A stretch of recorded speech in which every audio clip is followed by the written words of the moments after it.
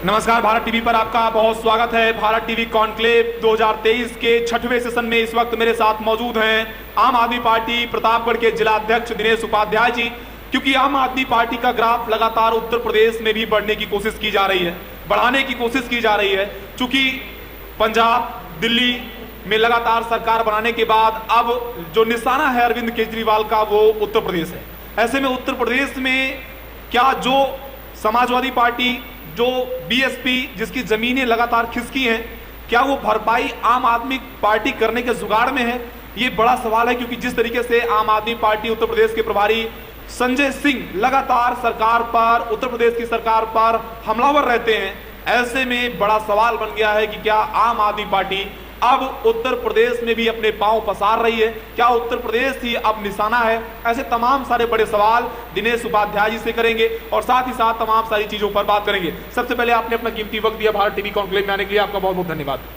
आप हम लोगों को बुलाए, आपके चैनल को आम आदमी पार्टी जिला इकाई की तरफ से बहुत बहुत शुभकामनाएं, धन्यवाद। सर, ये मंच लगातार उन लोगों को भी अवसर दे रहा है जो लोग अवसर की तलाश करते हैं। आप अपनी बातें रख सकते हैं। ये भारत टीवी कॉन्क्लेव 2023 है और जिस तरीके से 3 साल की सच्ची पत्रकारिता, ज़मीनी पत्रकारिता करने के बाद आज ये कॉन्क्लेव हम कर रहे हैं, तो आम आदमी पार्टी जो कि उत्तर प्रदेश में अभी कहीं दिखाई नहीं पड़ती है, लेकिन आज आम आदमी पार्टी की चर्चा देश में हो रही है। देश में चर्चा इस बात की हो रही है कि दिल्ली के बाद लगातार 2 बार सरकार में आने के बाद पंजाब में भी आपने सरकार बना ली, गोवा में आपके विधायक हो गए, और भी राज्यों में आपके विधायक हो रहे हैं, गुजरात में आपके विधायक हो रहे हैं। क्या लगता है अब उत्तर प्रदेश, क्योंकि उत्तर प्रदेश को लेकर संजय सिंह जो आपके नेता हैं वो बहुत ज्यादा हमलावर रहते हैं सत्ताधारी सरकार पर, क्या कहना चाहते हैं? आम आदमी पार्टी उत्तर प्रदेश में कैसे अपने ग्राफ बढ़ा रही है? देखिए, हम लोग आंदोलन से निकले हुए लोग हैं, हम लोगों ने कोई पार्टी नहीं ज्वाइन किया। अगर और नेताओं की तरीके हम लोगों को कोई लाभ लेना होता और करियर बनाना होता राजनीति में, तो शायद हम लोग भी कोई पार्टी ज्वाइन करते। हम लोगों ने आंदोलन चुना। हम लोगों ने आंदोलन की राह इसलिए चुना कि आज़ादी के इतने बरसों बाद कितना तेज़ी से करप्शन, भ्रष्टाचार बढ़ोतरी किया, और शायद पूरा देश इसको देख रहा है और इसको सहन कर रहा है। ये बहुत बड़ी पीड़ा है। जब 13 दिन की भूख हड़ताल हुई अन्ना जी की रामलीला मैदान दिल्ली में, उस समय हम लोगों ने, और यहाँ बैठे हुए हमारे जितने दर्शक हैं, शायद आप लोग भी घरों से बाहर निकले होंगे, हम भी अन्ना, तुम भी अन्ना। उसी कड़ी में एक शख्स मैं भी हूँ, दिनेश उपाध्याय, जो घर से बाहर निकला और दूसरे दिन यहाँ पे आंदोलन का कार्यालय हम लोगों ने खोला। ना कि कोई पार्टी का कार्यालय था, पार्टी तो काफ़ी दिनों बाद बनी है। तो देखिए, हमारा लोगों का मन साफ है, हम लोग भ्रष्टाचार के खिलाफ हैं, और इसीलिए शायद हमारे माननीय संजय सिंह जी भी, रोज़ उनकी एक वीडियो वायरल होती है, शायद वो 80% वीडियो भ्रष्टाचार के खिलाफ होती है। सवाल इसलिए भी है क्योंकि बहुत सारी चीज़ें, आरोप भी लगे हैं। इस बीच आम आदमी पार्टी एक और वजहों से चर्चा में है। बात यह है कि जिस दिल्ली में आपने ये कहा था कि हम क्लिनिक खोलेंगे, हम स्कूल लाएंगे, दिल्ली का शिक्षा मॉडल का आपने पूरे देश में बहुत जिक्र किया, उसे अपना रोल मॉडल बनाया, लेकिन उसी दिल्ली में शराब को लेकर बहुत ही ज़्यादा बवाल मचा हुआ है। शराब के करप्शन को लेकर लगातार आम आदमी पार्टी के जो बड़े नेता हैं वो घिर रहे हैं। क्या लगता है कि शिक्षा से पार्टी शराब पर आ गई? देखिए, ये घेरा कौन है, इसको पूरा देश देख रहा है और महसूस कर रहा है। ये घेरा कौन है? ये जब सेंट्रल गवर्नमेंट में जो सरकारें रहती हैं, वो विपक्ष के ऊपर ऐसे ही सीबीआई और ईडी का दुरुपयोग करती चली आ रही है। मैं नहीं कह रहा हूँ, ये मैं नहीं कह रहा हूँ कि इसका दुरुपयोग सीबीआई और ईडी का गवर्नमेंट करती है। ये जो इस समय सत्ता में बैठे हुए हैं, मोदी जी की वीडियो है, आप लोग भी सुने होंगे कि जब कभी सत्ता में कांग्रेस हुआ करती थी और ये परेशान किए जाते थे, वहाँ गुजरात के मुख्यमंत्री थे, उस समय जब परेशान किए जाते थे तो फूट फूट कर लोग रो रो कर कहते थे कि सीबीआई और ईडी का दुरुपयोग कर रही है सेंट्रल गवर्नमेंट कांग्रेस। वही थोड़ा सा अधिक हो गया और ये सरकार आज सेंट्रल में बैठी हुई है, केंद्र सरकार में भाजपा की, उसी का दुरुपयोग ये कर रहे हैं और पूरे विपक्ष को परेशान करने का काम कर रहे हैं।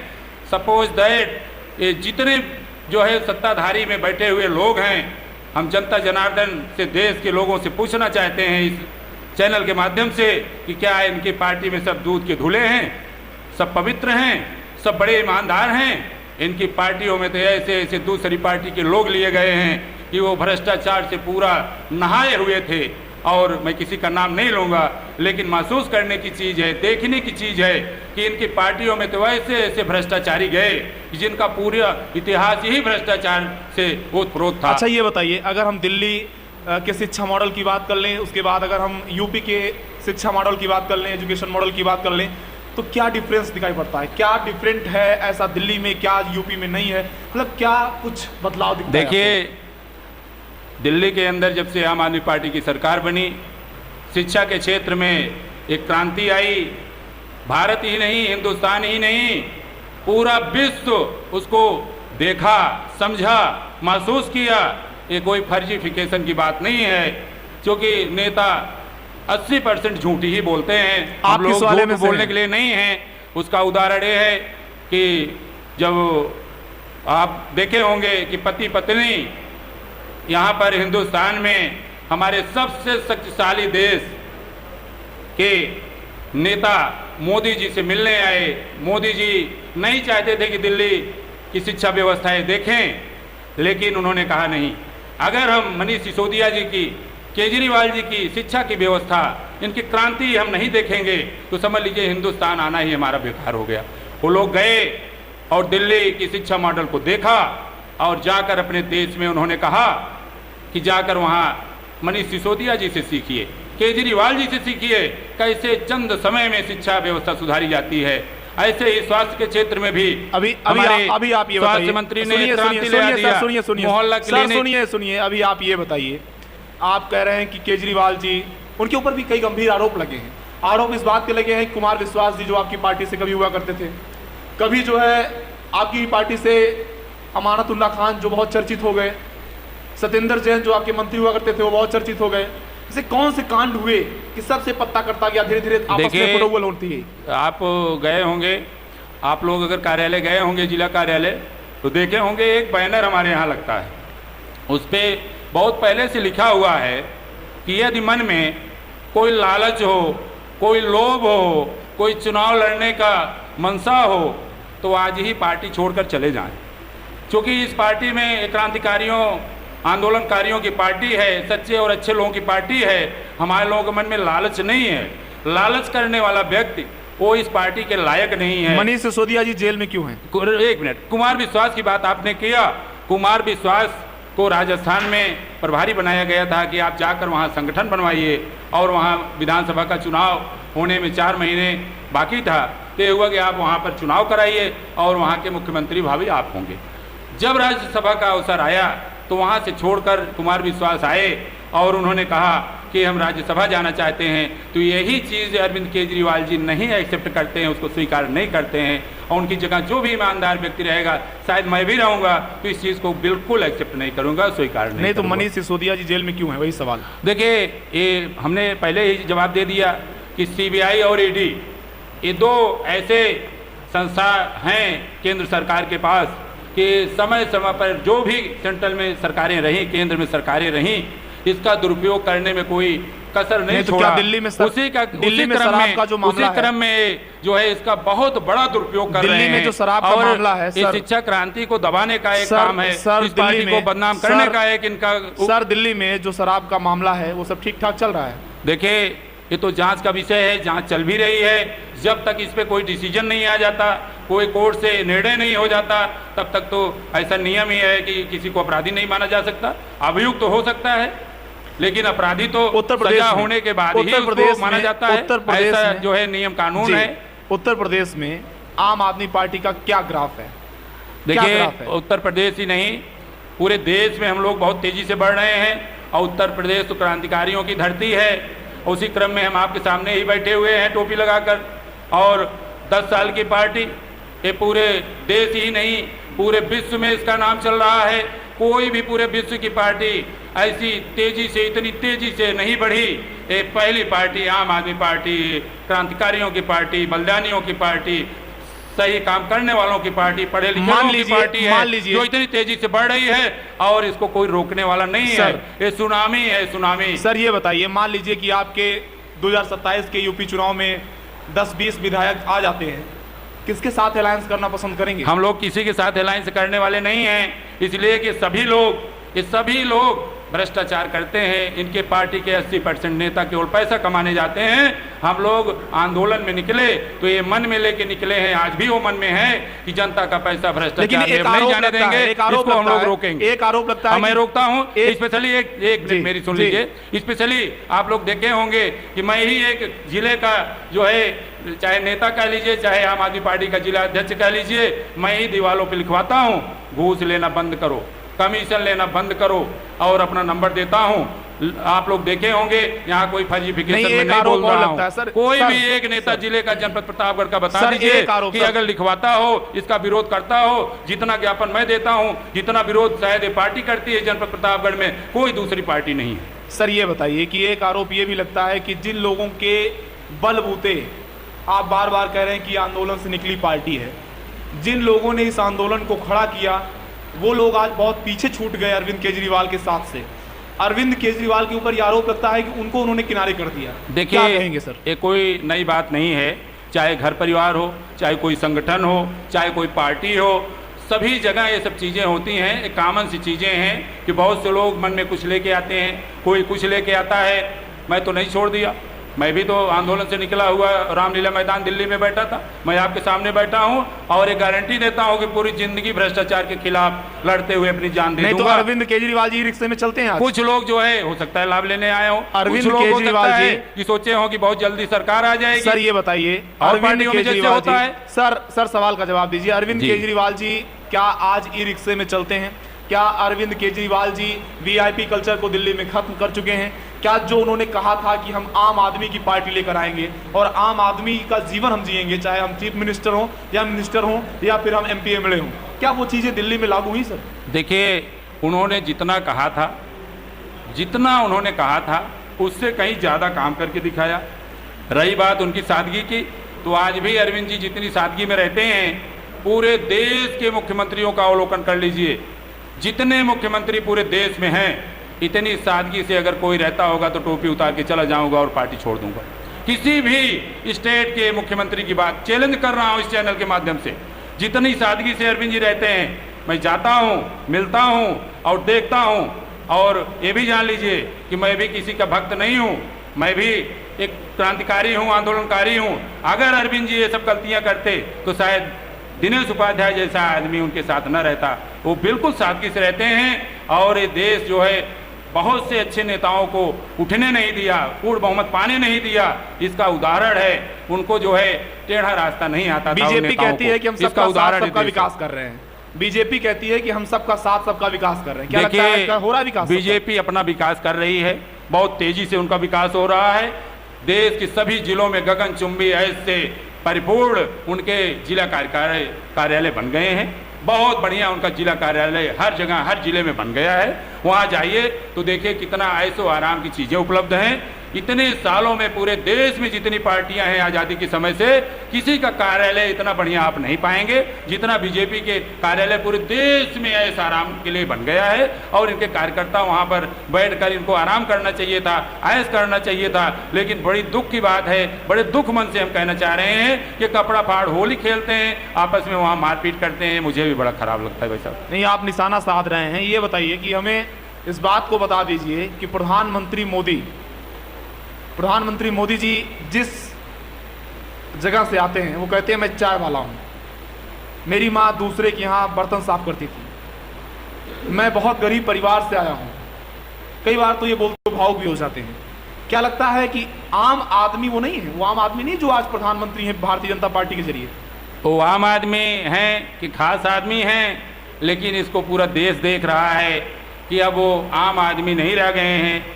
उनके सूट की कहानी किसी से छुपी नहीं है। उनके चश्मे महंगे पहनने का जो है वो जो वीडियो वायरल हुआ है और चश्मा दिखता है वो कोई किसी से छुपा नहीं है। और उनके जो महंगे महंगे हर चीज़ हैं किसी से छुपा नहीं है। हो सकता है कभी रहे हो चाय वाले हो, लेकिन आज तो चाय वाले लगते हैं क्या?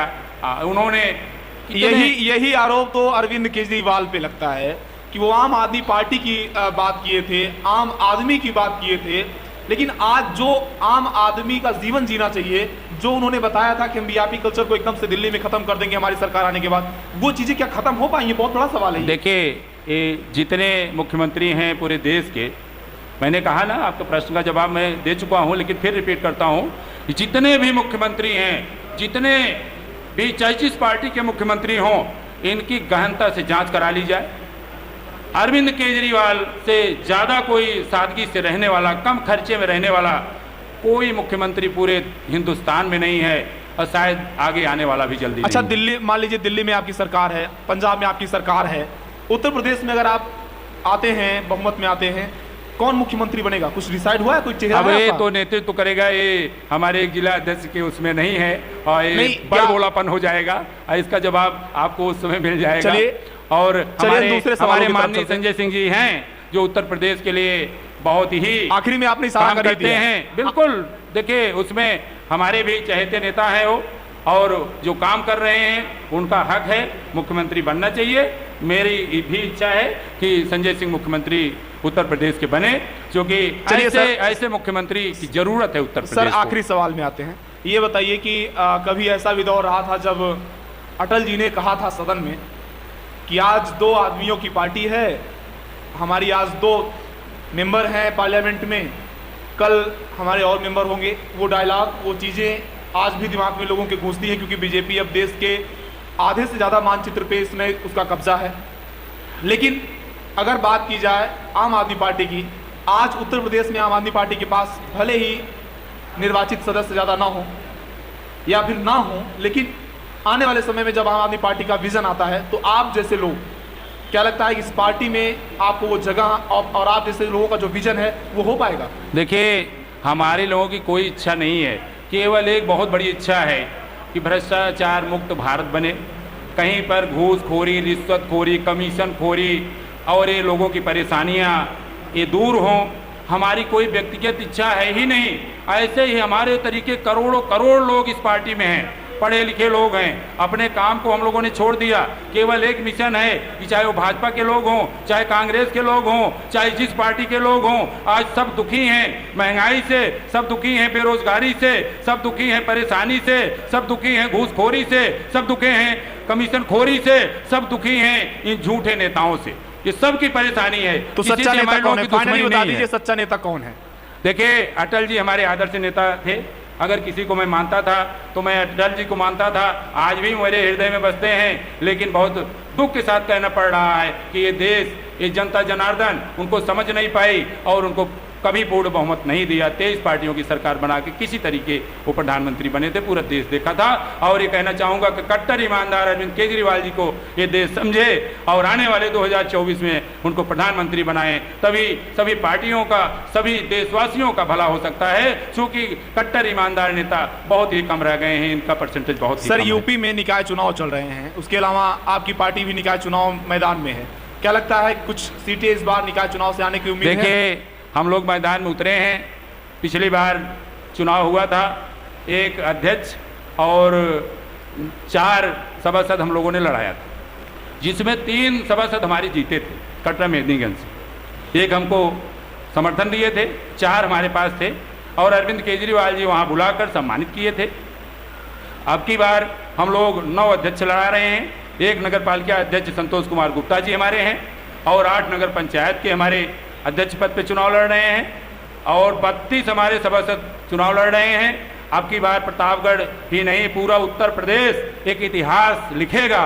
और आने वाले समय में 13 तारीख को जब रिजल्ट आएगा तो आप लोग देखेंगे ये प्रतापगढ़ में बहुत बड़ी संख्या में हमारे अध्यक्ष भी हुए हैं और सभासद भी जीतेंगे। ये जनता जनार्दन के ऊपर भरोसा। मैं आपको बता दूं कि इस वक्त मेरे साथ आम आदमी पार्टी प्रतापगढ़ के जिला अध्यक्ष दिनेश उपाध्याय जी हैं, जो लगातार अपनी भारत टीवी के जरिए कॉन्क्लेव में बातचीत रख रहे हैं। सर, आप एक आम कार्यकर्ता हैं, आखिरी सवाल, एक आम कार्यकर्ता और अब पार्टी के जिला अध्यक्ष, क्या लगता है कि जो मेहनत करते हैं, अभी आपने कहा कि आपने बहुत सारे एप्लीकेशन, ज्ञापन भ्रष्टाचार के खिलाफ दिए, अधिकारियों को दिए, जो आप देते हैं क्या उन पर कार्रवाइयाँ होती हैं?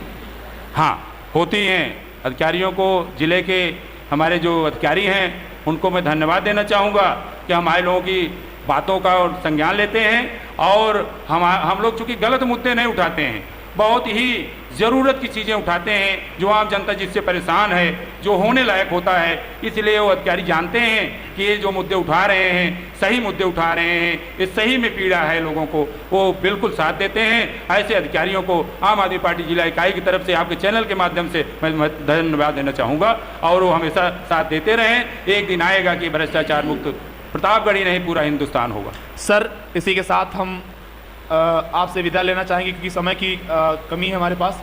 आप हमारे कॉन्क्लेव में आए, भारत टीवी के कॉन्क्लेव में आप हमारे साथ सत्र साझा किए, इसके लिए हम आपका बहुत बहुत धन्यवाद। आपके चैनल को, सम्मानित चैनल को, आम आदमी पार्टी जिला इकाई की तरफ से मैं हृदय से धन्यवाद देना चाहता हूँ। तो ये थे हमारे साथ दिनेश उपाध्याय जो कि प्रतापगढ़ आम आदमी पार्टी के जिलाध्यक्ष हैं, जो लगातार उन तमाम मुद्दों पर अपनी राय रख रहे थे, चाहे वो दिल्ली में लगातार आम आदमी पार्टी के बड़े नेताओं के साथ इस वक्त जो हो रहा है उस पर, चाहे आप देश के तमाम सारे सुलगते मुद्दों की बात कर लें, उस पर हम लगातार आम आदमी पार्टी के जिलाध्यक्ष दिनेश उपाध्याय से बात कर रहे थे। अब आप इस बातचीत को कैसा देखते हैं कमेंट में जरूर बताइएगा, और जो बात आम आदमी पार्टी के जिलाध्यक्ष दिनेश उपाध्याय ने रखी उससे आप कितना इत्तेफाक रखते हैं ये भी जरूर बताइएगा।